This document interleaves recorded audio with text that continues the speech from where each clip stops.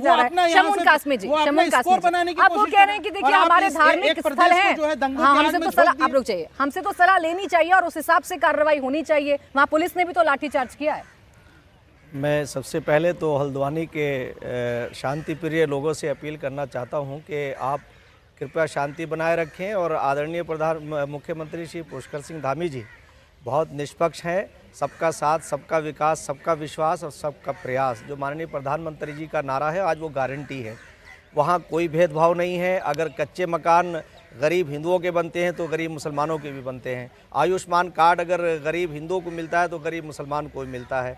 और रोड पर चलने वाले हिंदू और मुसलमान सब हैं। जो विकास कार्य तेज़ी से उत्तराखंड देवभूमि के अंदर अंजाम पा रहे थे, वो लोगों को पच नहीं रहे हैं।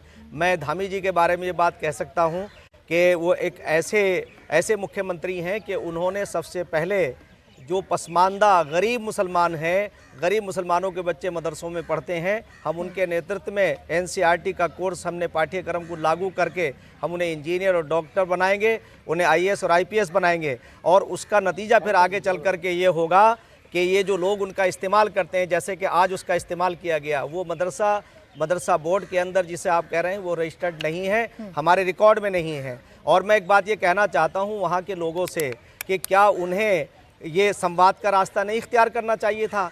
आप अगर उनका रिलीजन वो हज़रत मोहम्मद साहब को फॉलो करते हैं तो क्या हज़रत मोहम्मद साहब ने कहीं जो है इतनी भीड़ आकर के या इस तरह से कोई इशारा किया है? हमारे मज़हब के अंदर हमारे सारे धर्म जितने हैं, सनातन धर्म हो, सिख धर्म हो, इस्लाम धर्म हो, मैं तो ये कहता हूँ कि संसार का पहला जो ज्ञान है वो वेद है और आखिरी जो वाणी है वो कुरान है। एको ब्रह्म द्वितीय नाश्ते नेहना नाश्ते किंचन वादहु ला शरीक, वन गॉड विदाउट सेकंड, अव्वल अल्लाह नूर उपाय कुदरत के सब बंदे, एक ही नूर से सब जग उपजे, कौन भले कौन बंदे। या युहन्नास इन्ना खलकनाकुम मिन ज़करी व उनसा, ऐ लोगों हमने तुम्हें एक ही नरो नारी से पैदा किया, तुम्हारे दूध और खून के रिश्ते हैं। और मैं आपको नेहा जी, प्राची जी, एक बात बस कह के कहता हूँ कि क्योंकि मुसलमान अनपढ़ है, अनएजुकेटेड होने का फायदा उठा रहे हैं। बस एक बात कहना चाहूँगा, आपसे सवाल पूछ लिया कि सीएम साहब को समझाइए, वो भी कह रहे हैं सीएम साहब भेदभाव कर रहे हैं। सीएम साहब कहीं भेदभाव नहीं कर रहे हैं। मैं कहना चाहता हूँ कि ऐसे एडमिनिस्ट्रेटर जो हमारे हैं वो बहुत कम पाए जाते हैं। वो एक सैनिक पुत्र है। मैं एक बात कहना चाहता हूँ बस कि देखिए, एक मिनट, एक अभी पूछ लीजिए, मैं बात पूरी करूँ 5 सेकंड में बस। देखिए, मैं आपको ये बता दूं कि कितनी अज्ञानता है। अज्ञानता का कारण क्या है कि अभी मैंने डॉक्टर मोहन भागवत जी का एक कथन जो उन्होंने कहा कि हम सब स्वर्ग में जाएंगे, हम काफिर नहीं है। हाँ। तो मैं आपको ये कहना चाहता हूँ, बताइए कि 6 मुसलमानों की निर्मम हत्या कर दी गई। अरे एक मिनट बात पूरी करने दो।